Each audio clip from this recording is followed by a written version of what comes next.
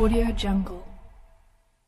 Saya doakan mudah-mudahan Allah Subhanahu wa taala mengaruniakan kepadamu yang terbaik dari Allah Subhanahu wa taala, rahmat ridhonya tercurah atasmu.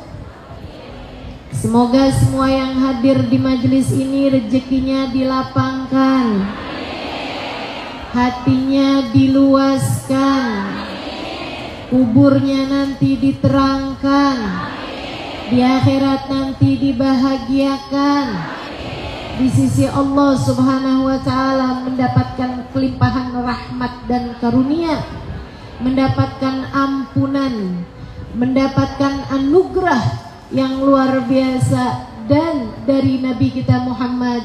Semoga Allah Subhanahu wa taala mengaruniakan kepada kita syafaatnya. Amin ya rabbal alamin. Ini temanya untukmu wahai Nabi. Teman-teman sekalian yang saya muliakan, untukmu wahai Nabi Muhammad. Apa nih yang udah kita persembahkan untuk Nabi Muhammad? Teman-teman sekalian, saya pernah dengar pepatah Arab yang mengatakan seperti ini: Man kana lak fahuwa alaik, man kana lak fahuwa alaik, man kana laka fahuwa alaika. Artinya, siapa yang milikmu jadi tanggung jawabmu.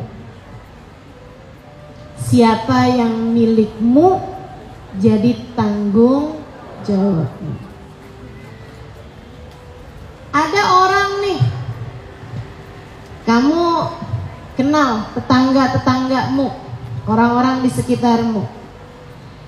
Dia bukan siapa-siapamu, sehingga nggak ada tanggung jawab atas dirimu terhadap orang tersebut, kecuali untuk kamu mengerjakan hak-hakmu terhadap tetangga untuk menjadi tetangga yang baik, atau untuk menjadi muslimah yang baik kepada sesama muslim. Tapi kalau satu hari ada tetanggamu datang ke rumahmu terus bilang, Bu, saya ini sekarang lagi kesulitan secara ekonomi, jadi saya mau kerja aja dah di rumah ibu, boleh gak? Saya nyuciin baju bisa, saya ngepel bisa, saya cuci piring semuanya. Saya akan kerja sama ibu. Saya jadi istilahnya orang sekarang ART, asisten rumah tangga. Istilahnya orang zaman dulu apa tuh? Pembantu. Istilahnya zaman dulunya lagi babu. Teman-teman sekalian yang saya muliakan, kamu yang memang perlu sama seorang pembantu rumah tangga, kamu akan kemudian menjadikan perempuan tersebut itu sebagai asisten rumah tanggamu. Ibu, saya tanya, kamu bayar enggak? Bayar. Kan begitu? Kamu bayar. Ibu-ibu sih sekalian, kalau dia sakit, kamu pergiin ke rumah sakit enggak? Iya. Tapi kalau dia cuma sebatas tetangga, itu enggak harus segitunya kamu. Tapi ketika dia kemudian menjadi milikmu, kamu sepenuhnya bertanggung jawab padanya. Jelas? Ibu-ibu sekalian yang saya muliakan, ketika dia milikmu, maka kamu bertanggung jawab sepenuhnya kepada orang tersebut. Kan begitu? Ibu ya? Demikianlah yang akan terjadi kepada baginda kita Nabi besar Muhammad. Kamu kalau kepengen dalam kafalah Nabi Muhammad, dalam tanggungan Nabi Muhammad, dalam tanggung jawab Nabi Muhammad, kamu harus menjadi miliknya. Kamu harus menjadi miliknya. Kamu harus memperbaiki statusmu sebagai umatnya, sehingga kamu masuk ketika Nabi Muhammad mengatakan haula ummati ya Rabb, mereka adalah umatku ya Allah. Ketika Nabi Muhammad berkata Rabbi salim ummati, Rabbi salim ummati, ya Allah selamatkanlah umatku, selamatkanlah umatku, kamu masuk di dalam ucapan Nabi Muhammad ummati tersebut itu. Ini Ibu sekalian tergantung dari seberapa kepemilikan Nabi Muhammad terhadapmu, seberapa kamu nganggep Nabi Muhammad Sallallahu Alaihi Wasallam sebagai tuanmu, sebagai bagindamu, sebagai junjunganmu, sebagai pimpinanmu. Jadi sekalian saya muliakan, dan ini yang saya dapati dalam tata cara para sahabat bermuamalah kepada baginda Nabi besar Muhammad. Ada namanya Anas bin Malik, anaknya Sulaim. Ini pinter nih. Ya, jadi kamu kalau pinter, kamu paham ini, dan mulai saat ini kamu bilang, sejak hari ini saya akan memposisikan diri saya berstatus umat Nabi Muhammad Sallallahu Alaihi Wasallam. Teman-teman saudara sekalian yang saya muliakan, ini kalau sekarang nih ya, seringnya nih, kamu perhatiin deh, ada banyak diantara kita tuh yang kalau ditanya siapa kamu, misalnya, kamu siapa? Kamu akan bilang, misalnya gitu ya, sesudah saya bilang saya Halimah Al-Idrus, kamu siapa? Saya istrinya bapak itu. Suami saya maksudnya ya, gitu kan? Saya anaknya Umi Nung, saya anaknya Abah Usman, saya saudaranya Fulan, saya gitu. Kita tuh merasa kepemilikan kita itu, kita ini adalah dimiliki oleh suami kita, saudara kita, ayah kita, ibu kita. Itu betul teman-teman sekalian, tentu saja. Akan tetapi siapa di antara kita yang kalau ditanya siapa kamu, yang terpikir sebagai status adalah saya umat Nabi Muhammad? Paham maksud saya dengan kepemilikan? Saudaraku sekalian yang saya muliakan, dan ini yang terjadi pada orang-orang pandai di zamannya Nabi Muhammad. Para sahabat-sahabat Nabi Muhammad itu teman-teman saudara sekalian, ketika mereka mengenal Islam dan masuk ke dalam agama Islam, mereka ubah status. Apa statusnya? Umat Nabi Muhammad. Umat Nabi Muhammad. Nabi Muhammad tuan saya. Nabi Muhammad baginda saya. Nabi Muhammad kanjeng saya, kanjeng Nabi saya. Saudaraku sekalian saya muliakan, lihatlah yang dilakukan Sulaim. Nih ya, waktu Nabi Muhammad hijrah ke Madinah, teman-teman saya sekalian, itu Sulaim masuk Islam sudah sebelum itu. Seorang ibu janda punya anak, dia udah masuk Islam ketika Nabi Muhammad datang, udah masuk Islam. Hatinya dipenuhi cinta kepada Nabi dari sebelum berjumpa dengan Nabi Muhammad. Jadi itu saudara sekalian, kalau dibilang dari mata turun ke hati, itu adalah cinta. Cinta dari mata turun ke hati. Kalau buat Nabi Muhammad dibalik teman-teman. Kamu tuh kalau sama Nabi Muhammad dibalik, dari hati naik ke mata. Kalau kamu cinta, nanti kamu akan berjumpa dengannya. Saudara sekalian saya muliakan, nah perjumpaan yang diharapkan adalah kelak di hari akhirat nanti. Setidaknya Meskipun pada banyak orang Allah Subhanahu wa taala memuliakannya dengan perjumpaan dari sebelum itu. Ada yang dikubur, ada yang di saat sakaratul maut, ada yang bahkan di masa hidup sudah Allah Subhanahu wa taala muliakan dengan perjumpaan dengan Nabi besar Muhammad. Allahumma ij'alna minhum. Mudah-mudahan kita menjadi salah satu di antaranya yang dikaruniakan jumpa dari sebelum kematian tiba, insya Allah. Sehingga sekalian saya muliakan, nah Sulaim seperti itu, udah cinta menabi dari sebelum ketemu sama Nabi Muhammad, dari sebelum Nabi Muhammad datang ke Madinah. Ketika Nabi datang ke Madinah, Sulaim di antara perempuan-perempuan yang menyambut kedatangannya Nabi Muhammad. Termasuk juga anaknya, Anas bin Malik. Teman-teman sekalian, Anas bilang umur saya waktu itu 10 tahun. Saya lari-lari ketika dengar kabar Rasulullah ja, Nabi Muhammad datang, innahu ja, dia udah datang nih, dia udah datang. Kata Anas, saya lari-lari bersama dengan belasan bahkan puluhan anak-anak seumuran saya, sebaya saya, 10 tahun, 11, 12 tahun. Lari-lari mereka, pengen tahu seperti apa orang yang selama ini ibunya selalu menceritakan tentangnya. Nih ibu-ibu saudara sekalian yang pada punya anak, penting bagimu mengenalkan orang-orang soleh kepada anak-anakmu.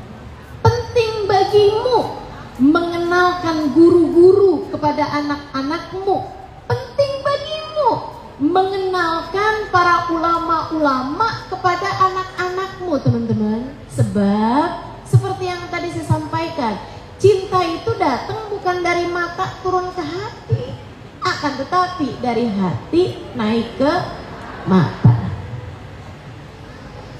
Sedikit sekalian saya muliakan, saya yakin nih di antara semua yang hadir ini mungkin ada di antaramu orang-orang yang baru ketemu saya. Terus sok-sokan saya cinta mau Ustazah Halimah. Kan begitu kan? Kamu baru pertama kali ketemu, kenapa bisa ngaku-ngaku cinta? Cinta itu kata orang dari mata turun ke hati. Nah sekarang kamu bisa jawab, karena Ustazah, cinta yang sebenarnya bukan dari mata turun ke hati, tapi dari hati naik ke mata. Saudaraku sekalian yang saya muliakan, tuh Sayyidina Anas bin Malik, karena ibunya bolak-balik Nas, katanya Nas, Nabi Muhammad tuh Nas, orangnya cakep banget Nas Nabi Muhammad tuh Nas, katanya Nas ya, denger-denger kemarin tuh baik banget orangnya Nas Nabi Muhammad Nas bakalan dateng Nas. Terus aja nih si ibu nih anaknya terus disampaikan Rasulullah. Anak cintanya sama Nabi Muhammad luar biasa. Sebelum ketemu teman-teman, sampai ketika datang, ketika ketemu, buncah di dada, bikin Anas lari-lari nggak pakai sendal teman-teman. Di antara bersama banyak teman-temannya yang lain-lain, ada ibu-ibu juga, ada orang-orang tua juga, semuanya desek-desekan, kepengen yang terdepan, ada di pintu gerbang kota Madinah menyambut kedatangan baginda Nabi besar Muhammad. Sampai ketika Nabi Muhammad mulai datang, mereka pun menggemakan Tolal Badru alaina min khayyatil wada wajaba syukru alaina madalil badida. Untungnya ya zaman itu ya, untuknya zaman itu belum ada tuh orang-orang yang bilang ngapain kalian nih bikin-bikin qasidah menyambut Nabi Muhammad, itu bid'ah. Ini yang sekarang kita kerjain nih, bikin-bikin lagu-lagu tentang Nabi Muhammad, gitu kan? Itu teman-teman saudara sekalian, Bukan hal yang dulu dibaca Nabi Muhammad. Enggak, masa Nabi mau muji dirinya sendiri? Bukan, enggak gitu. Bahkan bukan juga puji-pujian yang ditulis sama para sahabat kepada Nabi Muhammad. Bukan. Ditulis sama orang-orang zaman-zaman sekarang. Itu kan Bushrolana tadi ditulis sama Sayyid Muhammad bin Alwi bin Abbas Al-Maliki, gitu kan. Ada juga Huwan Nur tadi ditulis sama Habibana Ali Al-Habsyi gitu. Qasidah-qasidah itu dibawa sama ulama-ulama, saudara sekalian. Ada dalilnya jelas. Saudara sekalian, bahkan para sahabat pada masa tersebut menyambut kehadiran Nabi Muhammad dengan lagu-lagu puji-pujian. Kita cuma ngikutin doang. Saudara sekalian, sampai ketika Nabi Muhammad datang, semua pandangan mata mengarah kepada Nabi Muhammad.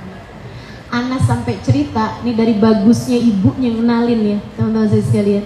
Dari bagusnya ibunya ngenalin, Anas sampai cerita ketika pertama kali memandang wajah Nabi Muhammad, saya sampai nggak mau kedip, takut kalau saya kedip Nabinya hilang. Kayak sayang, mau kedipnya tuh sayang gitu. Tapi kayak takut aja kalau merem nanti ntar Rasulullahnya hilang gitu. Kayak ternyata cuma mimpi gitu. Anas takut kayak begitu teman-teman. Sampai habisnya itu Nabi Muhammad tinggal di rumahnya Abu Ayyub, orang berdatangan memberi hadiah kepada Nabi Muhammad. Itu tuh hal-hal yang gak usah pakai ditanyain dalil. Orang tuh berbuat untukmu wahai Nabi, ini bukan perkara yang perlu ditanyain dalilnya. Kalau kamu cinta, kamu akan berbuat seperti itu. Itu sesuatu yang niscaya, itu sesuatu yang otomatis, itu sesuatu yang pasti adanya. Kalau cinta pasti seneng ketemu. Kalau cinta pasti seneng sebut namanya. Kalau cinta pasti seneng berbuat untuknya. Kalau cinta pasti seneng menghadiahi sesuatu kepada yang dicinta. Itu normal, itu otomatis teman-teman sekalian. Makanya orang yang dikit-dikit bid'ah, coba tuh andai mereka tahu rasanya cinta, nggak akan pernah mereka bertanya hal yang seperti itu. Andai mereka tahu rasanya cinta. Saudaraku sekalian, saya muliakan, malam hari itu ada seorang perempuan yang nggak bisa tidur. Sulaim nggak bisa tidur malam itu. Mikir, apa yang dipikirin? Ngasih hadiah apa ya Nabi ya? Duit ada sih tapi nggak seberapa. Lagian Nabi juga kayaknya nggak seberapa perlu juga dibandingin dengan yang sudah orang-orang kasih. Saya kalau mau ngasih sesuatu harus yang paling berharga yang saya punya. Apa nih ya? Biar ianya jadi milik Nabi Muhammad SAW. Nih teman-teman, keren cara berpikirnya para sahabat. Ingin menjadikan apa yang dia punya berganti milik, menjadi miliknya Nabi Muhammad. Orang ngasih itu kan memberikan kepemilikan, ya kan begitu? Mikir, ini nggak pas, ngasih pedang nggak pas, ngasih rumah nggak pas, ngasih ini nggak pas, ngasih itu nggak pas. Apa nih sebenarnya yang paling berharga yang saya punya, saya pengen kasih buat Nabi Muhammad. Jelang subuh baru kepikiran. Itu dia tuh, dah tahu dah. Habis selesai subuh, pagi-pagi dibilangin Anas bilang lebek ya Umi. Dibawa Anas ke rumah Nabi Muhammad SAW. Di hadapan Nabi Muhammad, Sulaim berkata, ya Rasulullah, ra'aitun nas yahdun laka bihadiyah. Wahai Rasul, saya lihat orang-orang ahdau laka bihadiyah, telah memberikan kepadamu hadiah-hadiah yang sangat banyak, sangat besar-besar. Ada yang telah memberikan kepadamu tanah, ada yang telah memberikan kepadamu harta, ada yang telah memberikan kepadamu uang, ada yang telah memberikan kepadamu kuda, ada yang telah memberikan kepadamu unta. Ya Rasulullah, sepanjang malam saya nggak bisa tidur. Rasul memikirkan apa yang bisa aku persembahkan untukmu. Wahai Nabi, sepanjang malam saya tak bisa tidur karena memikirkan apa yang dapat saya persembahkan untukmu. Teman-teman saya sekalian, pernahkah ada satu malam yang kamu tidak bisa tertidur karena kamu memikirkan apa yang selama ini sudah saya hadiahkan untuk Nabi Muhammad?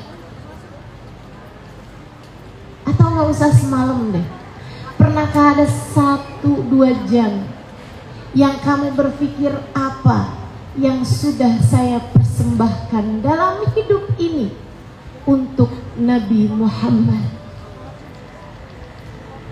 Sehingga sekalian saya muliakan, sepanjang malam saya tidak bisa tidur memikirkannya ya Rasulullah. Sampai di akhir malam saya tahu jawabannya.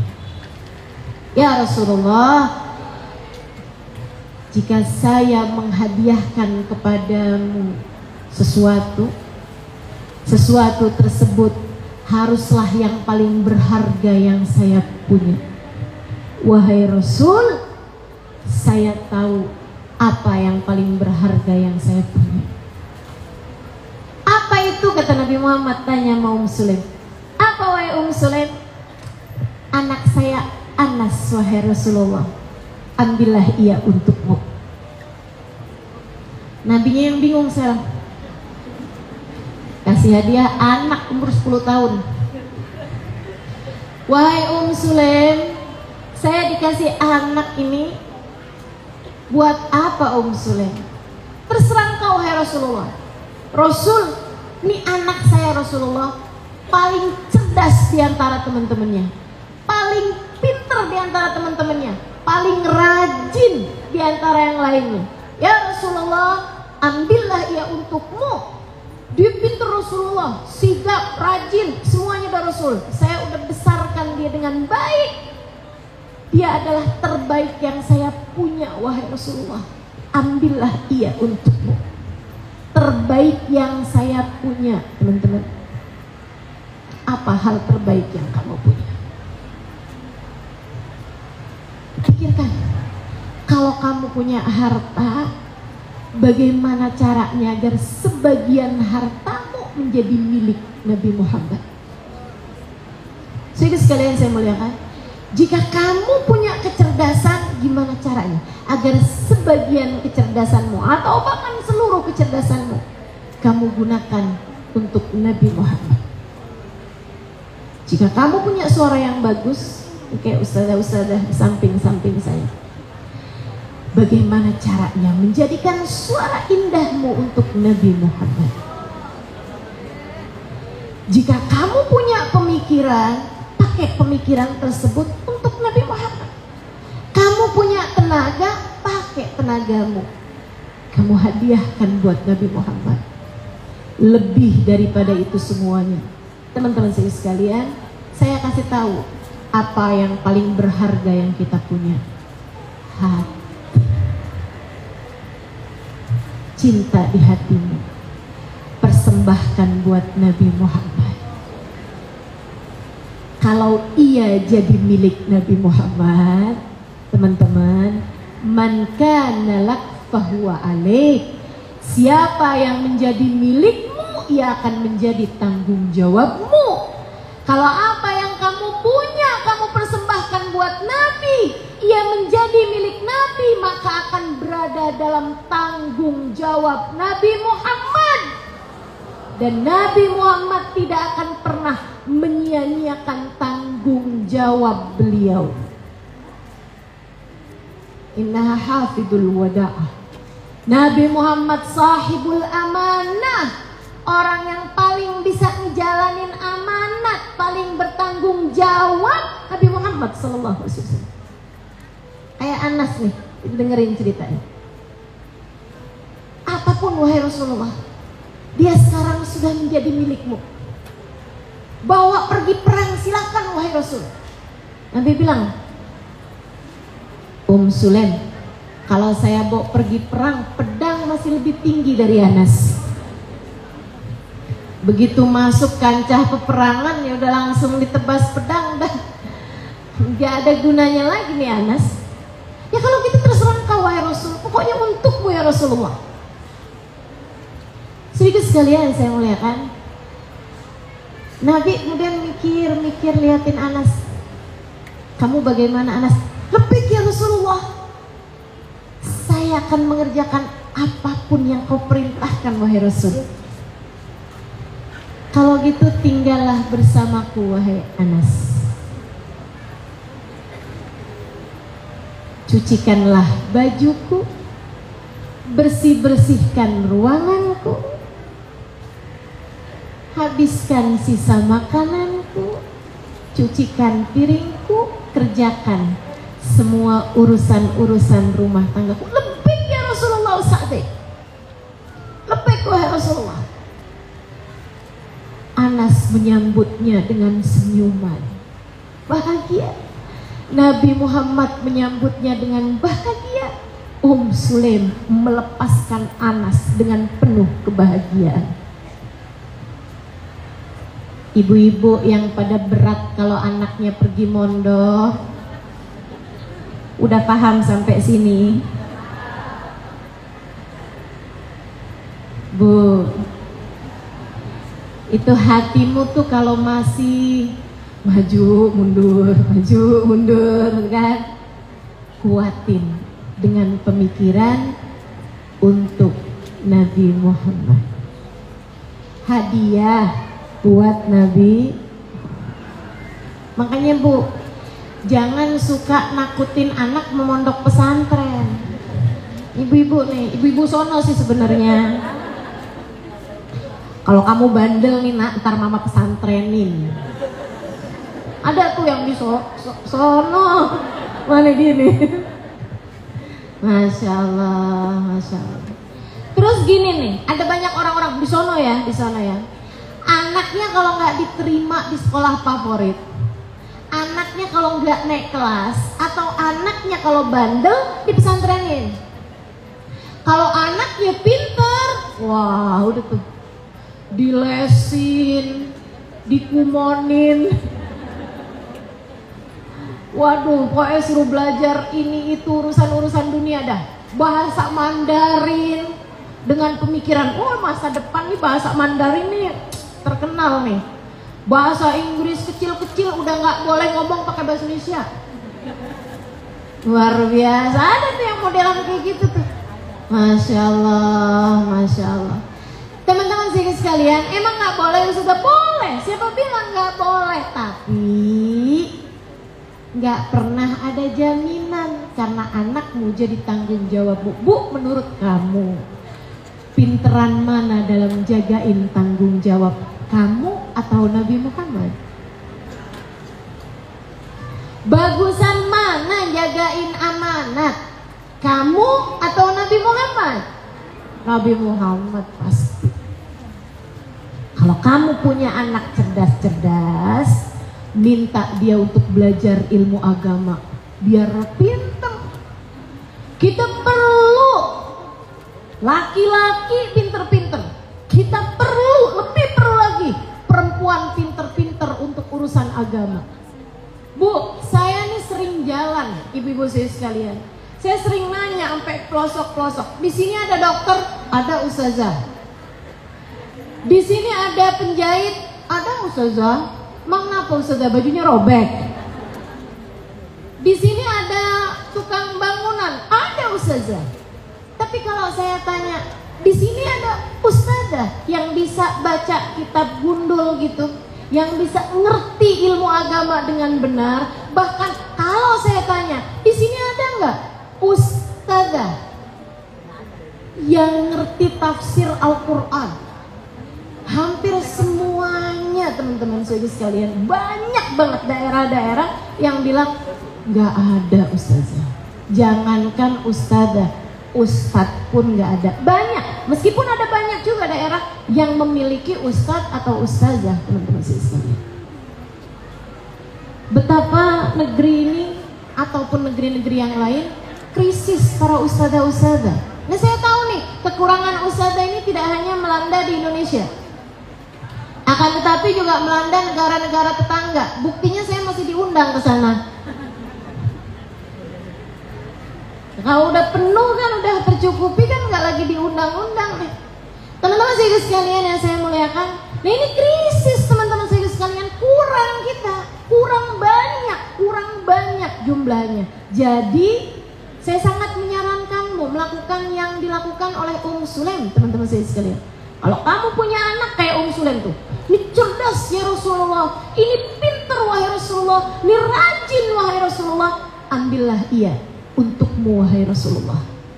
Minta dia belajar ilmu agama, ilmunya Nabi Muhammad, biar mereka bisa jadi pewarisnya Nabi Muhammad. Teman-teman, biar mereka bisa jadi pewaris Nabi Muhammad. Al ulama warasatul anbiya, ulama adalah pewaris Nabi. Itu dia.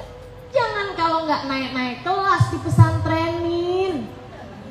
Jangan kalau anaknya bandel diomongin nggak nurut kata, akhirnya di pesantrenin. Jangan. Itu mah namanya mau lepas tanggung jawab.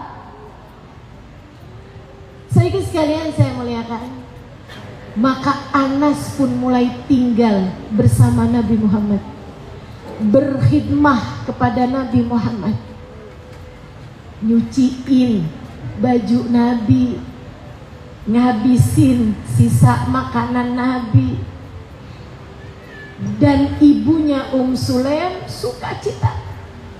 Sulaim kerjaannya kalau masakan enak-enak dikirimin dah ke Nabi Muhammad.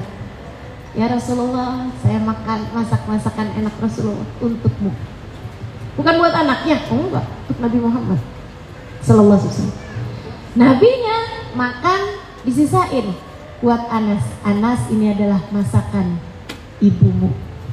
Masya Allah. Sampai pernah satu waktu teman-teman saya sekalian, Sulaim tuh pas Anas pulang, ya ampun Nas, risih saya ngeliat poni kamu tuh Nas. Sini mama potong poninya. Ini gimana mau khidmah Nabi nih, saya bayangin Nas, kamu nyuci piring Nabi mainan, kamu keribetan nih sama poni. Pernah nggak ngeliat orang nyuci piring? Yang ada sabun di muka-muka gitu kan. Katanya uminya nih, Sulaim, saya pengen kamu nih gimana mau khidmah Nabi modelnya kayak gitu. Sini saya potong aja poninya. Abu Tolha, suami barunya Sulaim, dia bilang, jangan wahai Sulaim. Kenapa? Biar anak ini nih, ini dah kita potong biar rapi gitu. Jangan Sulaim, biarin aja. Kenapa gitu? Saya pernah lihat Nabi Muhammad mainin poninya Anas. Jangan. Nabi kelihatannya seneng main-mainin poninya Anas. Ntar kalau Anas kita potong poninya, Nabi kehilangan mainannya dan Anas kehilangan kesenangan poninya dimainin sama Nabi Muhammad. Kata Sulaim, kalau gitu biarin. Nggak tahu tuh sampai kapan tuh Anas terus potong rambut, potong poni tuh ya. Kayaknya sudah Nabi Muhammad udah nggak main-mainin lagi, baru udah tuh dipotong. Teman-teman saya ikut sekalian yang saya muliakan, ini Anas bin Malik. Dengerin nih apa katanya Anas bin Malik. Khadamtur Rasul sallallahu alaihi wasallam 10 sin. Saya berkhidmah kepada Nabi Muhammad 10 tahun. Nih ya, ini kalau kita mau ngasih sesuatu kepada Nabi Muhammad, nih liatin balasannya nih, liatin balasannya. Dengerin apa yang diceritakan sama Anas, teman-teman saya sekalian, biar kamu ngerti. Manusia ini nih, Nabi Muhammad nih, satu ini nih, manusia paling tercinta di sisi Allah ini, Nabi kita ini kayak apa perlakuannya kepada orang yang telah berbuat baik padanya. Innahu kana yaqbalul hadiyah wa yukafi'uha. Kata para sahabat, sungguhnya Nabi Muhammad menerima kebaikan orang lain, menerima hadiah dari orang lain dan membalasnya. Lihatin balasannya. Katanya Sayyidina Anas bin Malik, khadamtur Rasul 10 sinin. Saya berkhidmah kepada Nabi Muhammad 10 tahun. Kelihatannya saya yang melayani Nabi Muhammad, akan tetapi pada hakikatnya sayalah yang seringkali dilayani oleh Nabi Muhammad. Sebenarnya sayalah yang banyak dilayani sama Nabi Muhammad. Saya cuma bisa nyuciin baju. Nabi Muhammad mengajarkan kepada saya ilmu.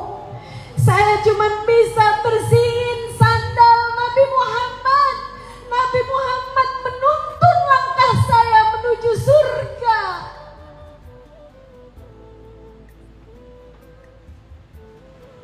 Saya hanya membersihkan piring Nabi Muhammad. Akan tetapi Nabi Muhammad memberi makan saya. Makanan bukan hanya buat badan, akan tetapi ilmu buat akal saya dan kasih sayang buat hati saya. Teman-teman sekalian saya muliakan, kata Anas, kelihatannya saya khidmah sama Nabi Muhammad. Pada kenyataannya Nabi Muhammadlah yang banyak melayani saya. Kalau dilihatnya saya lagi makan bareng-bareng, Nabi liatin saya. Kemudian Nabi Muhammad bilang, ya gulam, kul mimma yalik. Nak, makannya jangan kemana-mana tangannya. Ambillah dari makanan yang ada di hadapanmu. Nak, kul bismillah, makanlah dengan bismillah. Nak, makanlah dengan tangan kananmu. Nak, semua diajarin sama Nabi Muhammad SAW. Saudariku sekalian yang saya muliakan, dan Anas berkata, khadamtur Rasul 10 sinin. Saya berkhidmah kepada Nabi Muhammad 10 tahun. Maka harani wala naharani. Tidak pernah sekalipun Nabi Muhammad membentak saya. Tidak pernah sekalipun Nabi Muhammad menghardik saya. Tidak pernah Nabi Muhammad sekalipun berkata kasar kepada saya. Sedikit sekalian yang saya muliakan, ini Nabi Muhammad perlakuannya kepada Anas, khadimnya, teman-teman sekalian. Pada khadimnya, karena sudah menjadikan dirinya untuk Nabi Muhammad. Sedemikian pandai Nabi Muhammad menjaga perasaan Anas. Perasaanmu ketika kamu berkhidmah kepada Nabi Muhammad, Nabi Muhammad akan ikut serta mendoakan ketika kamu bersedih hati. Nabi Muhammad akan ikut serta menghibur hatimu. Nabi Muhammad akan menjaga perasaanmu, teman-teman. Ketika kamu menjadikan hidupmu hadiyatan lin Nabi. Ini pilihan. Kamu boleh juga tidak melakukannya, terserah. Tapi kalau kamu mau pandai menjadi seperti Sulaim, kalau kamu saya ajarin buat pandai menjadikan hidupmu seperti Anas bin Malik, inilah jalannya. Apa yang kamu punya, hadiahkan buat Nabi Muhammad. Yang paling berharga yang kamu punya, dari yang remeh-remeh yang kamu punya sampai yang paling berharga yang kamu punya, hadiahkan buat Nabi Muhammad. Apa yang remeh? Dunia remeh teman-teman. Sebagiannya hadiahkan buat Nabi Muhammad. Apa yang paling berharga? Hatimu teman-teman. Cinta dalam hatimu persembahkan buat Nabi Muhammad. Pemikiranmu, tenagamu, energimu, posisimu pakai buat Nabi Muhammad. Ustazah, maksudnya buat Nabi Muhammad itu apa? Li ajlil Islam, untuk Islam, karena cita-cita Nabi Muhammad li'ila kalimatillah, memberdirikan syariat agama Allah Subhanahu wa taala. Gimana caranya nih biar majelis-majelis taklim hidup di kampung saya?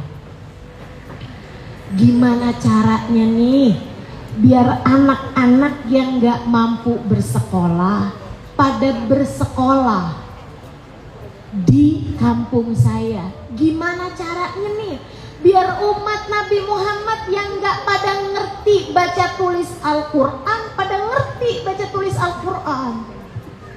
Gimana caranya biar anak-anak yatim di kampung saya semuanya pada bisa hidup layak? Apa yang bisa saya lakukan? Ada anak yatim gak mampu di kampung kamu, yuk hidup barengan sama kami nak.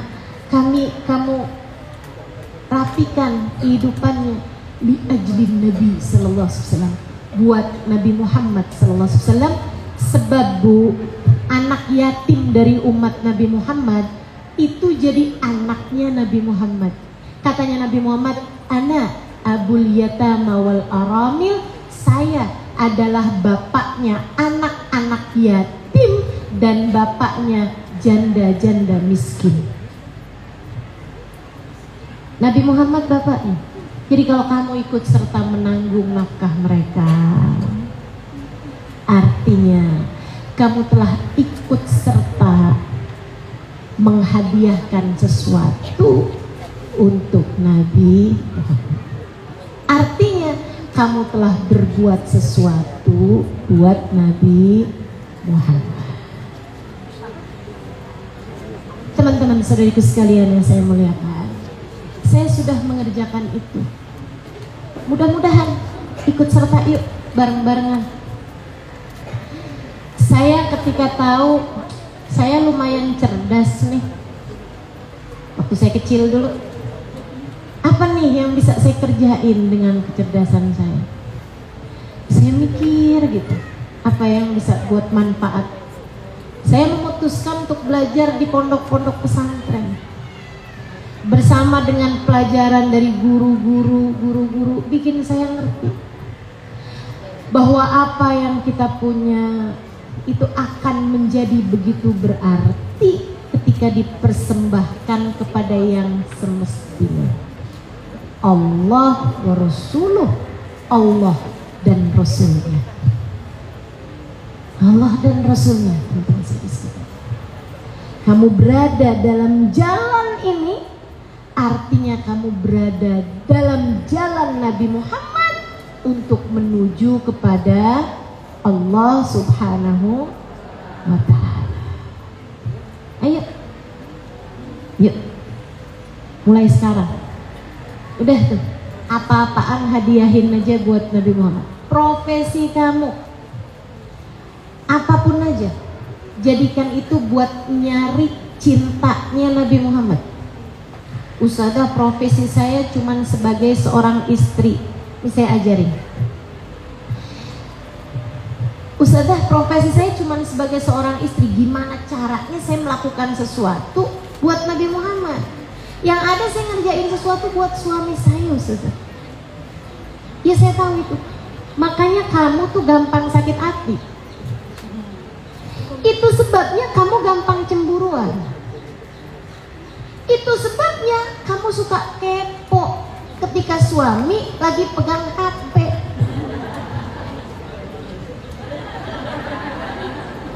Ngeliriknya jauh banget tuh. Orangnya di sini, matanya bisa sampai ke sono loh. Panjang banget. Masya Allah. Kenapa gitu? Karena kamu kalau ngapa-ngapain yang kamu pikirin tuh suami kamu. Kamu dandan biar suami tambah sayang. Kamu pakai minyak wangi biar suami selalu mencium aroma yang wangi dari saya. Biar gak kemana-mana. Gitu pikirannya tuh. Kamu ngerjain apa-apaan buat suami sih, makanya gampang sakit hati. Karena ternyata suami kamu itu gak segitunya bertanggung jawab terhadap perasaan seseorang. Betul? Saya sih gak lagi gibah ya. Sehingga sekalian saya muliakan, saya mau kasih tahu kamu, biar kamu hidupnya jauh lebih bahagia. Kerjain apa-apaan itu lillah wali rasul.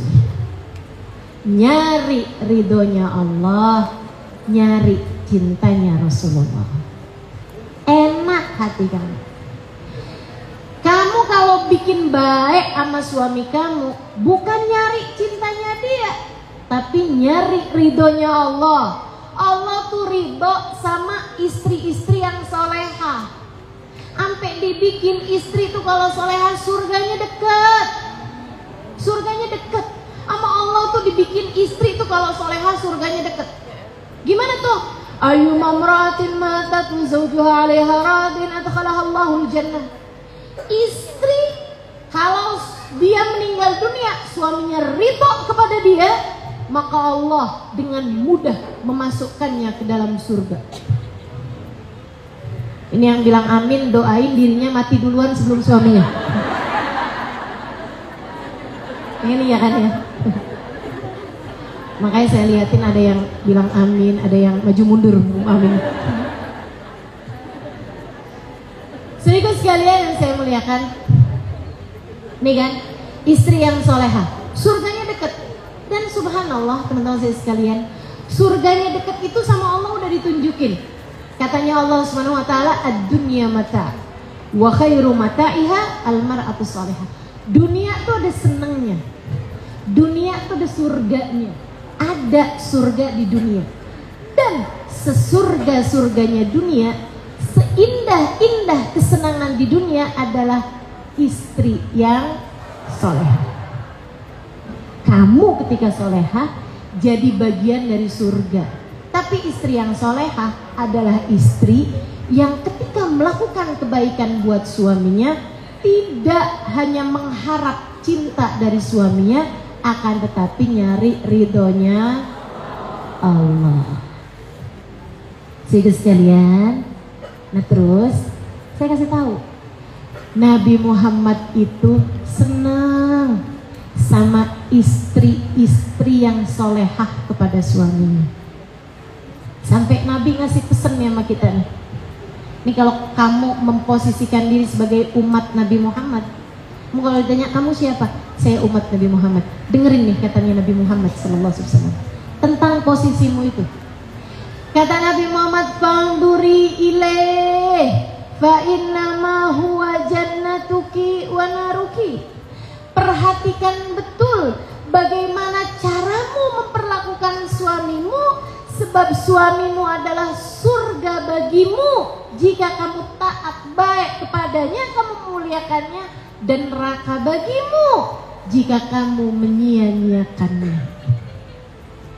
Terus Nabi Muhammad bilang lagi, kata Nabi Muhammad, kalau ada perempuan sholatnya benar, puasanya benar, dia ninggalin yang haram-haram, bisa jaga dirinya, bisa jaga kehormatannya, enggak genit sama laki-laki lain, dia taat kepada suaminya, dia benar kepada suaminya, dia hormat kepada suaminya, kata Nabi Muhammad, nanti di akhirat boleh pilih masuk surga dari pintu manapun yang dia inginkan.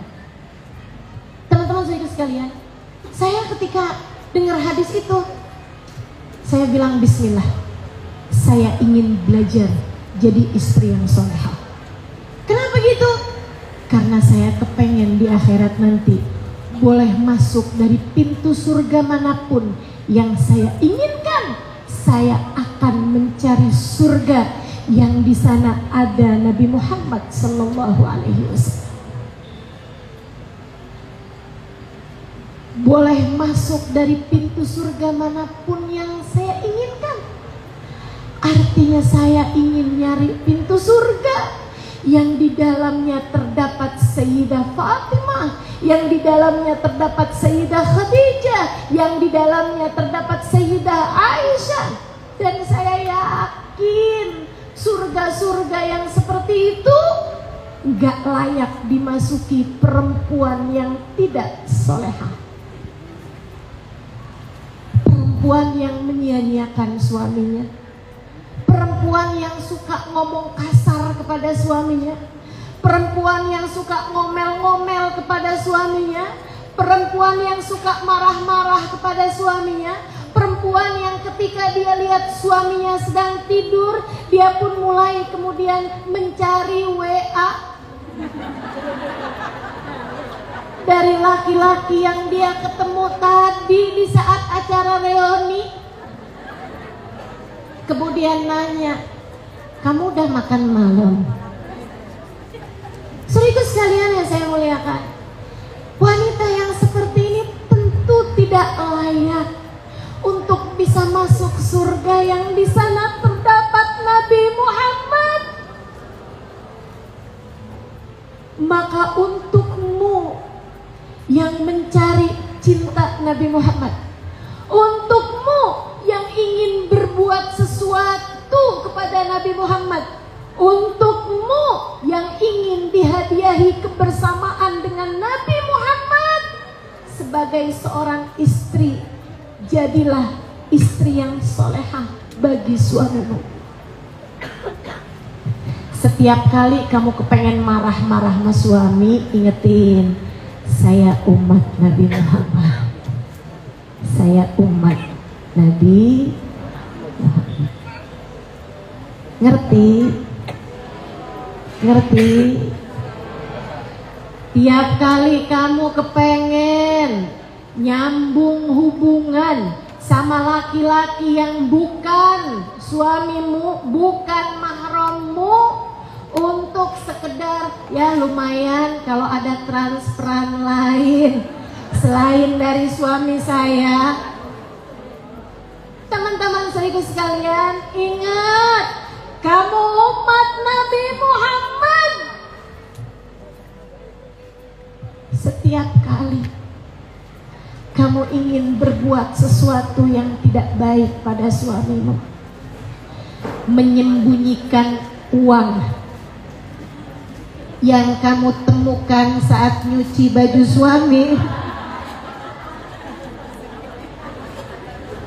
Ustazah jangan gitu, napas sih. Ustazah mengungkit-ungkit masa lalu. Emang itu masa lalu kamu? Bukan sih Ustazah. Kapan terakhir kamu kerjain? Kemarin. Masa lalu. Insya Allah mudah-mudahan jadi masa lalu ya. Gak akan dikerjain besok-besok hari. Insya. Setiap kali kamu mau berkata sesuatu yang menyakitkan hati suamimu, ini saya kasih tahu teman-teman, apa kalimat paling menyakiti hati suami? Saya kasih tahu. Ini kalimat yang berulang-ulang kali Nabi Muhammad menyampaikannya dengan ancaman kepada para istri.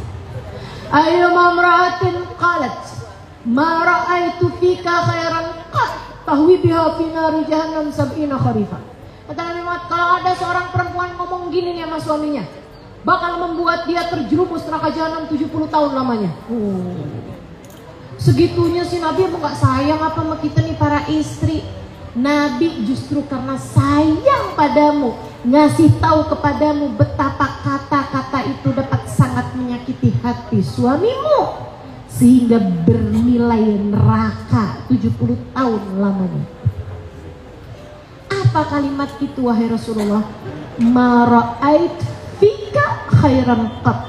Saya gak pernah senang hidup sama kamu. Itu nyakitin banget buat suami. Hati-hati, hati-hati. Saya tuh selama hidup sama kamu sengsara mulu. Kamu tuh kapan sih bisa nyenengin saya? Kamu tuh gak pernah loh bikin baik sama saya. Nah itu teman-teman saya sekalian, kita nih para perempuan-perempuan ya, kadang-kadang suami tuh bikin baik sama kita 100 kali gitu.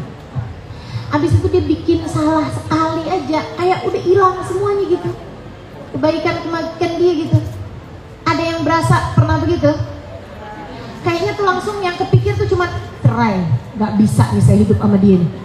Cerai, gak ada kata lain selain cerai. Betul begitu? Mulai sekarang gak lagi insya Allah. Kenapa? Karena kita umat Nabi Muhammad. Ingat-ingat terus statusmu itu teman-teman, biar kamu dengan statusmu bisa dapat cintanya Nabi Muhammad.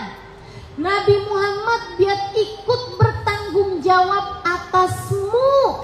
Jadikan kamu jadi milik Nabi Muhammad sebagai umatnya. Serahkanlah dirimu, kepemilikannya biar ganti. Jangan ngelihat diri di saya Halimah Khalidus, saya istrinya Fulan bin Fulan, saya anaknya Fulan bin Fulan, saya. Apalagi kalau ngelihat dirinya kayak gini, saya, uang saya di rekening, saya, jabatan saya di pemerintahan, itu bahaya. Saya, kalau ngaca muka saya sangat-sangat hati-hati. Kalau udah sayanya kamu lihat itu adalah sesuatu yang datangnya dari diri kamu sendiri, atau hati-hati teman-teman. Itu artinya kamu menyerahkan dirimu kepada dirimu. Dan lihat betapa sangat tidak bertanggung jawabnya dirimu itu. Betapa enggak bertanggung jawabnya harta yang akan kamu tinggalkan begitu kamu mati nanti. Saudara sekalian, enggak usah mati, liatin betapa tidak bertanggung jawabnya harta di meja hijau persidangan orang-orang yang korupsi. Coba liatin. Betapa harta jadi nggak berharga buat mereka saat itu, betul?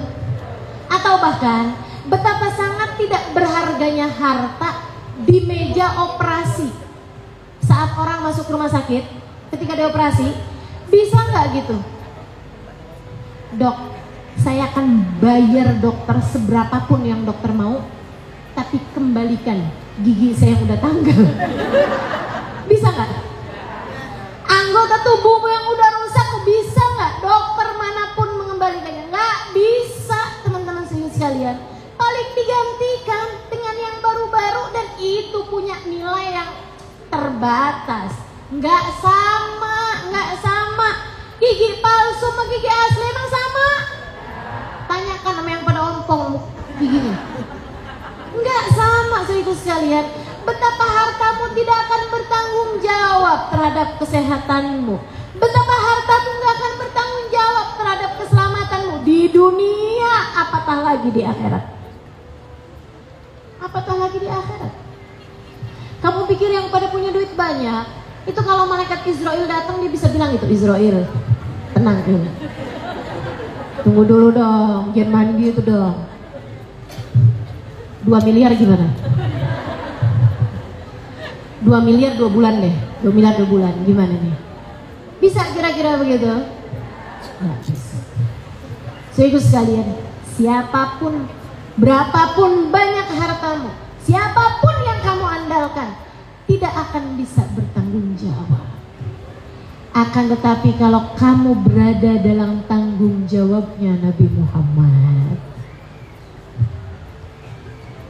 lisan Nabi Muhammad dari sepanjang hidupnya selalu berdoa di setiap malam-malamnya, ya Allah, ampunilah umatku. Kalau kamu sangat merasa dirimu umat Nabi Muhammad yang akan berbuat apapun untuk Nabi Muhammad, yang mau menghadiahkan segala macam hal yang kamu punya, apalagi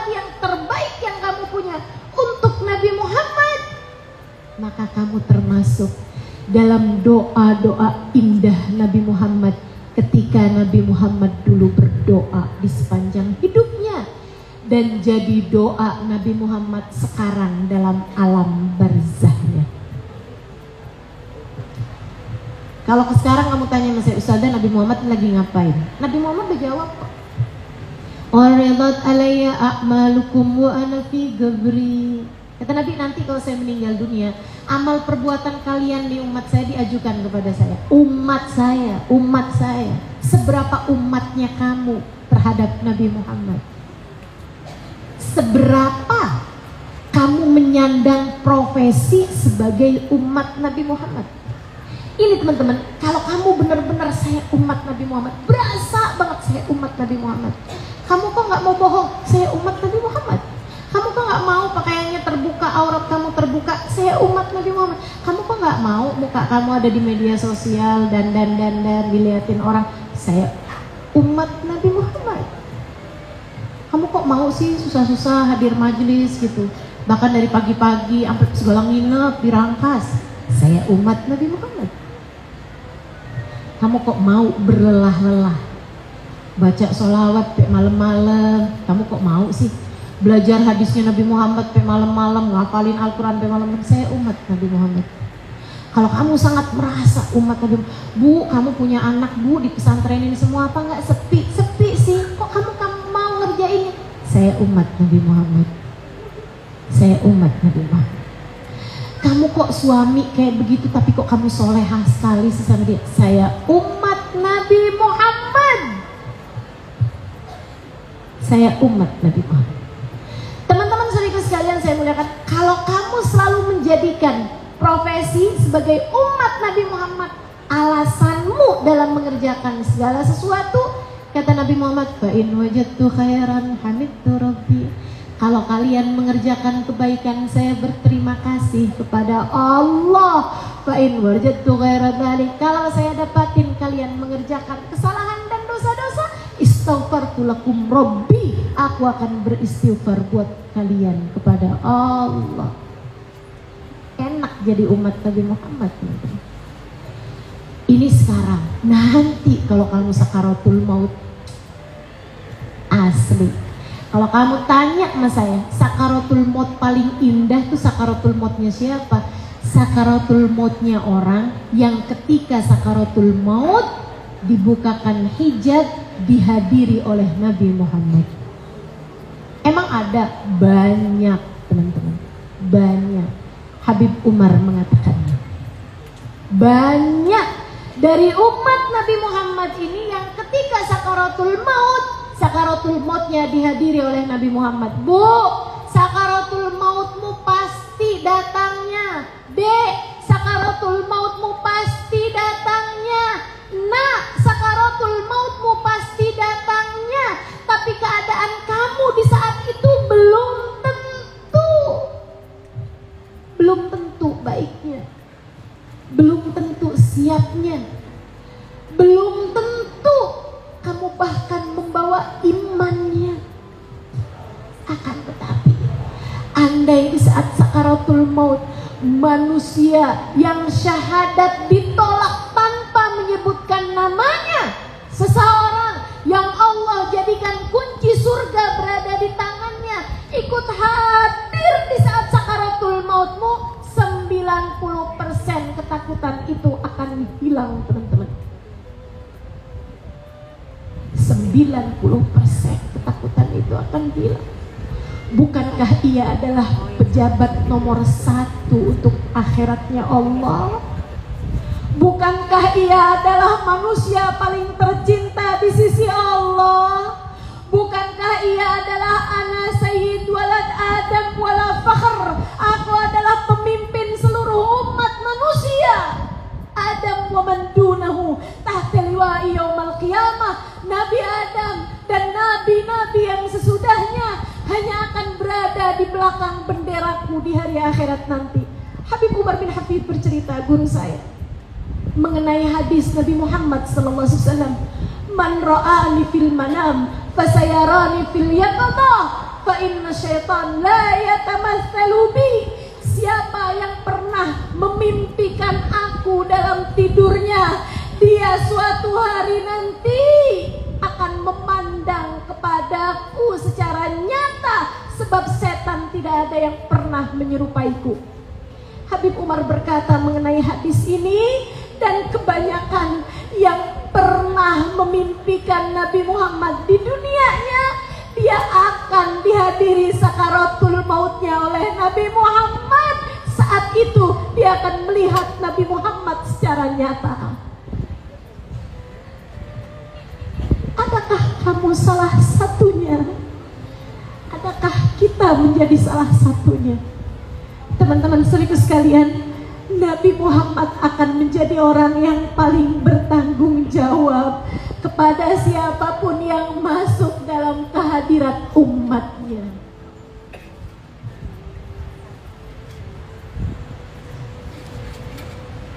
Sepuluh tahun kata Anas, aku berkhidmah kepada Nabi Muhammad, ma qaharani wala nahar. Tidak pernah sekalipun Nabi Muhammad membentakku. Tidak pernah sekalipun Nabi Muhammad mengherdikku. Tidak pernah sekalipun Nabi Muhammad berkata kasar kepadaku. Bahkan saat aku berbuat salah sekalipun. Bahkan saat aku berbuat salah sekalipun. Kita kalau jadi umat Nabi Muhammad yang diakui sama Nabi Muhammad, teman-teman sekalian, begitu indah perlakuan Nabi Muhammad bahkan kepada umatnya yang berbuat salah sekalipun. Kata Anas, ketika aku memecahkan barang di rumah Nabi Muhammad dan keluarga Nabi Muhammad mengatakan, lima keser tahada ya Anas, kok kamu pecahin si Anas? Keluarga Nabi Muhammad mau marah kepadaku. Kalau Nabi Muhammad dengar, Nabi Muhammad akan berkata, da'uh illam yuridillahu an yaf'alah lama fa'alah. Jangan dimarahin Anasnya, jangan dimarahin Anas, biarin Anas, biarin. Kalau tidak dikehendaki Allah barangnya pecah, nggak akan pecah, kata Nabi Muhammad SAW. Indah, indah teman-teman sekalian. Cara didik Nabi Muhammad terhadap umatnya. Kita sebagai umat pasti bikin salah. Kalau kita diakui nih jadi umat Nabi Muhammad enak, Nabi Muhammad bakal angkat tangan, ya Allah ampuni dia ya Allah, ampuni dia ya Allah. Jadikan kesalahannya sebagai pembelajaran untuk kehidupannya ya Allah. Jadikan ini dosa terakhir yang dia lakukan dalam hidupnya ya Allah. Nabi Muhammad tuh kayak gitu orangnya. Serius sekalian, Anas cerita lagi. Kata Anas nih, satu hari saya disuruh sama Nabi Muhammad, Nas, nih ya Nabi ya, gak pernah bentak, gak pernah menghardik, gak pernah ngomong kasar. Teman-teman saya sekalian, kalau kamu diakui jadi umat Nabi Muhammad tuh gak ada ceritanya. Nabi Muhammad tuh bilang, ya udah deh ya Allah, biarin aja deh dia, hukum dah, terserah dah gitu. Gak ada ceritanya. Nabi tuh gak akan pernah nyerah buat umatnya. Itu dia masalahnya, umatnya itu. Seberapa kamu kuat pegang profesi, pegang status sebagai saya umat Nabi Muhammad Sallallahu Alaihi Wasallam. Satu waktu nih, Nabi Muhammad menyuruh Anas sambil bilang, Anas, Nabi tuh kayak yang saya tadi bilang, gak pernah kata kasar, gak pernah ngomong keras, gak pernah menghardik, gak pernah marah. Dan sekalian saya muliakan, katanya Anas nih ya, saya gak pernah lihat orang senyumnya lebih sering dan lebih indah daripada Nabi Muhammad Sallallahu Alaihi Wasallam. Kamu pernah lihat gini gak? Awan, ada banyak awan. Ini saya beberapa waktu yang lalu baru nemu nih. Oh itu tuh yang dimaksud. Kamu pernah lihat awan banyak berarak di atas langit? Kemudian teman-teman, ada celah masuknya matahari di antara awan-awan tersebut. Nah, ketika matahari masuk ke situ tuh, kita tuh melihatnya kayak semuanya gelap, kemudian yang sisi situ tuh yang diterangi sama matahari cerah sendirian. Pernah lihat nggak kayak begitu di langit? Kita coba perhatiin. Ini ya, makanya kenapa saya suka liatin langit tuh. Kalau teman-teman yang ikutin saya di Instagram tuh ngerti. Oh, kenapa Ustazah kayak banyak banget dah moto langit. Nah, ini dia nih. Banyak permisalan tentang Nabi Muhammad tuh para sahabat mengibaratkannya dengan langit. Anta syamsun, anta badrun, anta nurun, koko nuri, engkau matahari, engkau bulan. Kan gitu ya? Tola al badru alaina, telah terbit purnama di atas kami. Nabi itu suka diibaratkan dengan barang-barang langit. Dan Nabi Muhammad nih ketika diibaratkan senyumnya, ida tabassama ammitli habil ghamam. Teman-teman saya sekalian, Nabi Muhammad tuh kalau tersenyum itu seperti belahannya awan kena cahaya matahari, habil ghamam. Tuh kayak gitu tuh. Cerah. Orang tuh kalau melihat Nabi Muhammad tuh abis ngelihat gelap, pas melihat Nabi Muhammad langsungnya selalu menemukan pencerahan dalam diri Nabi besar Muhammad Sallallahu Alaihi Wasallam. Teman-teman sekalian saya muliakan, Anas cerita satu hari Nabi Muhammad manggil saya. Kata Anas gini, saya dipanggil sama Nabi Muhammad terus bilang, Anas, tebik ya Rasulullah. Nas, kadang-kadang Nabi manggilnya dengan panggilan Anas, kadang-kadang Unais. Apa Unais? Anas kecilku. Ya Allah.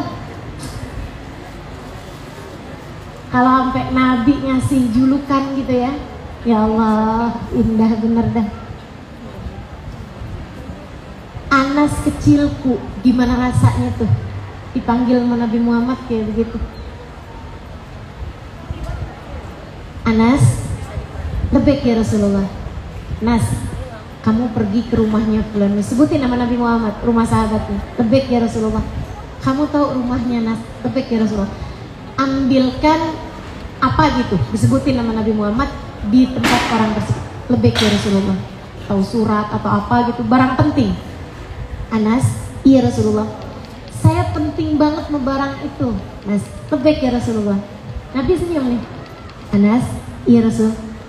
Cepetan ya Anas, lebih ya Rasulullah. Katanya Anas, karena Nabi Muhammad bilang cepetan ya Anas, penting tuh Anas, cepetan ya Anas, sampai saya lari. Kata Anas nih, saya lari kenceng sampai capek. Akhirnya mulai jalan. Nih inget ya, Anas nih umur-umuran 11 tahun, 12 tahun nih. Dia bilang saat saya udah mulai jalan gontai, saya kemudian ngeliat ada anak-anak sebaya saya lagi pada main. Saya kan jadi pudul. Saya jadi kepo. Ini dia nih, kepo nih ya. Sering kita bikin terdistrik dari jalan tujuan nih. Makanya jangan banyak ngurusin urusan orang. Itu dia tuh. Akhirnya jadinya suka terdistrik sama jalan kita nih. Suka terpalingkan dari arah sebenarnya. Kata Anas, saya pun kemudian ngeliatin nih orang lagi pada main apa sih. So itu sekalian saya mengingatkan, ternyata kata Anas, mereka lagi main seru banget. Saya yang asalnya melihat dari kejauhan, maju, sampai paling depan, dari berdiri sampai nongkrong. Nonton si Anas, lama, sampai nabinya nungguin, mana dia nih. Kata Anas, saya pun masih terus main. Saya dari nonton seru banget sampai ikutan main. Lupa saya ama yang disuruh sama Nabi Muhammad, padahal segitunya Nabi udah bilang, penting ya Anas, cepetan ya Anas, penting ya Anas, cepetan ya Anas. Transit di situ mangkal. Dia bilang saya masih terus main sampai saya merasakan semua yang ada di sekitar saya kemudian menjadi terdiam, kayak pres gitu ya, semuanya pada diem teman-teman. Dia bilang kemudian saya merasakan seseorang mendekap mata saya, wajah saya dari belakang. Coba lihatin cara caranya negur aja indahnya kayak begitu. Terang-terangan bikin salah, terang-terangan gak nurut. Saya bayangin tuh kalau kamu modelannya tuh udah pasti model-modelan rangkas kayak gini nih. Kalau nggak jewer cubit. Mama kan tadi udah bilang, nah itu udah tuh. Teman-teman sekalian, Nabi didekat dari belakang. Ya Allah, sallu ala Nabi. Indah sekali caranya memperlakukan siapapun. Bagaimana mungkin kamu memilih jalan yang lain, teman-teman sekalian? Jalan ini paling indah.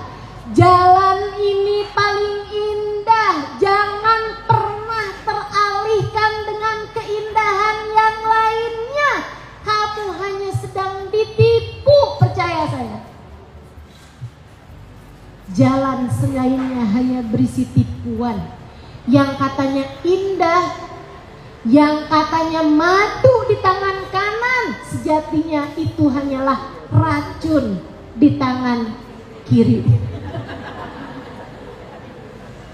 Sehingga sekalian saya melihatkan, ini kalau jalanin Nabi Muhammad ini cakep banget. Negur yang salah aja segitu indahnya, teman-teman. Didekep tuh mukanya Anas bin Malik. Habis itu kata Anas, begitu saya didekep, saya nyium wanginya di seluruh diri saya. Orang tuh kalau dekat sama Nabi Muhammad, jadi sekalian, orang tuh kalau dekat sama Nabi Muhammad itu mendadak-dadak, yang nyium bukan cuman hidung. Kalau di hadapan Nabi Muhammad, mendadak-dadak yang ngelihat bukan cuman mata. Kalau dengerin Nabi Muhammad, mendadak-dadak yang denger bukan cuman telinga. Kayak seluruh anggota tubuh tuh jadi telinga di satu waktu, sekaligus jadi mata di satu waktu, sekaligus jadi hidung di satu waktu gitu. Kayak mencium dengan seluruh. Kamu pernah gak sih nyium sesuatu yang wangi banget, enak banget, sampai kayaknya itu yang nyium bukan cuma hidung gitu. Pernah gak ada orang yang, ya ampun suaranya cakep banget, sampai merinding seluruh tubuh saya. Pernah dengar gak? Pernah dengar kan? Kamu kalau dengar suara cakep banget, sampai kamu bilang merinding seluruh tubuh saya. Emang kamu mendengar dengan pori-pori? Sejak kapan kamu mendengar dengan pori-pori, teman-teman? Tapi saya kasih tahu aja, kalau yang denger itu bukan cuma telinga, tapi pakai hati, kamu merasakan, hatimu merasakan keindahan, saat itu yang denger sudah bukan telinga lagi. Kalau hatimu merasakan keharuman yang luar biasa, itu yang nyium sudah bukan hidung lagi, seluruh pori-porimu seolah ikut mencium wangimu. Kata Anas, saat itulah saya tahu, saya ingat perintah Nabi Muhammad Sallallahu Alaihi Wasallam. Saya pun bersiap untuk diomelin. Saya ngebalik badan saya dapati wajah Nabi Muhammad tersenyum lebar pada saya. Cakep. Nabi senyum aja, kemudian bilang, Ainal wasiya Anas, Ainal wasiya Anas. Mana yang tadi saya suruh Anas? Mana yang tadi saya suruh Anas? Lempeng ya Rasulullah. Langsung ibrit Anasnya. Sallallahu alaihi. Sehingga sekalian saya muliakan, terakhir saya kasih tahu, Nabi itu dari bertanggung jawabnya sama Anas, Nabi sampai bilang kayak gini, Anas, semoga Allah mengaruniakan kepadamu umur yang panjang, harta yang berkah, keluarga yang banyak. Teman-teman sekalian, Anas tuh punya anak banyak. Sampai kalau misalnya ngumpul di masjid tuh, kayak masjid tuh penuh sama anak cucunya Anas. Banyak anaknya. Anas didoain sama Nabi Muhammad tuh umurnya panjang, teman-teman sekalian, di atas 100 tahun umurnya. Dan Anas tuh teman-teman, karena didoain sama Nabi Muhammad harta yang berkah, itu Anas pernah dalam satu musim kebunnya dia itu kekeringan. Akhirnya ada orang ngadu sama Anas. Ini cerita seru nih. lihat betapa bertanggung jawabnya Nabi Muhammad terhadap seseorang yang beliau anggap sebagai khadimnya beliau gitu. Ada orang ngadu, pelayannya Anas, udah tua-tuaan, Anas jadi tuan teman-teman saya sekalian. Hartanya banyak, keluarganya banyak, ilmunya banyak. Jadi sekalian, Anas kemudian didoain juga sama Nabi Muhammad biar punya ilmu yang manfaat. Tuh orang datang dari berbagai macam negara buat berguru kepada Anas sampai dapat julukan Hibrul Ummah, tintanya umat Islam, Sayyidina Anas bin Malik. Jadi sekalian, doa terakhir Nabi Muhammad SAW didoain berkah hartanya. Pernah musim kering sampai kebunnya Anas tuh mulai kekeringan. Penjaga kebunnya ngadu sama Anas, "Tuan, kebunmu kekeringan." "Oh ya?" Sama Anas dipergiin kebunnya. Terus Anas ngomong kayak gini dong, "Ya Allah, aina du'aun Nabi sallallahu alaihi wasallam li." Wahai Rasul, ya Allah, mana doanya Nabi Muhammad buat saya? Ya Allah, mana doa Nabi Muhammad buat saya yang mendoakan harta kamu berkah wahai Anas. Teman-teman sekalian, turun hujan cuman buat kebunnya Anas, nggak pindah. Turun nih hujan terus ber cuman di kebunnya Anas doang. Ya Allah, ya Allah, luar biasa benar. Nabi kalau udah bertanggung jawab. Kenapa Nabi sebegitu bertanggung jawabnya sama Anas nih satu nih? Karena Anas menjadikan dirinya buat Nabi Muhammad SAW. Hal terakhir yang mau saya sampaikan padamu teman-teman. Lihat jam dulu nih. Jam berapa dah? Jam saya bener gak sih ini? Ya Allah, jam 12. Jadi sekalian saya muliakan, nggak berasa ya? Apa saya doang yang nggak berasa nih? Kata teman-teman saya mah berasa, Ustaz tuh udah lapar dari tadi. Enggak ya, enggak kan? Jadi sekalian, ini yang terakhir nih saya mau sampai ini. Nabi Muhammad tuh bertanggung jawabnya nggak cuma di dunia, tapi di akhirat nih yang paling enak nih. Anas bilang, saya bersiap-siap untuk kebahagiaan terakhir yang akan saya dapatkan. Apa tuh Anas? Dia bilang, saya menanti untuk saat ketika saya bisa ngadep Nabi Muhammad di akhirat, kemudian berkata, ya Rasulullah, inni ya ana huwai di muka Anas Unes ya Rasulullah. Jangan lupa saya adalah pelayan kecilmu Unes, wahai Rasulullah. Teman-teman saya sekalian yang saya muliakan, menurutmu apakah Nabi Muhammad akan melupakan Anas bin Malik di akhirat nanti? Enggak, wallah. Dan begitu pula denganku. Kalau kita nih punya sambungan yang kuat, bikin hidup kita nih, saya adalah umat Nabi Muhammad SAW. Saya punyanya Nabi Muhammad sebagai umatnya. Saya adalah umatnya Nabi Muhammad SAW. Teman-teman saudara sekalian yang saya muliakan, tar di akhirat kita juga bisa datang kepada Nabi sambil bilang, saya adalah perempuan umatmu wahai Rasulullah. Saya adalah umat perempuanmu wahai Rasulullah. Yuk kita bikin hidup kita nih dah, kita hadiahin buat Nabi Muhammad SAW. Biar beneran nih untukmu wahai Nabi. Kita bacain suratul Fatihah. Kita minta pada Allah Subhanahu Wa Taala, mudah-mudahan Allah limpahkan berkah buat kehidupan kita sekalian. Insyaallah benar-benar pantas menyandang profesi umat Nabi Muhammad SAW. Mudah-mudahan Allah bimbing kita, Allah bimbing akal kita, Allah bimbing hati kita, Allah bimbing apapun yang kita punya untuk bisa kita persembahkan lillah wali rasulih, untuk Allah Subhanahu Wa Taala dan untuk Rasulullah SAW. Ada di jalan ini menuju surga Allah, di belakang Nabi Muhammad SAW. Ala hadhihi niyah wa bi kulli niyatin salihah jami'ah syamilah la hadratin Nabi Muhammad sallallahu alaihi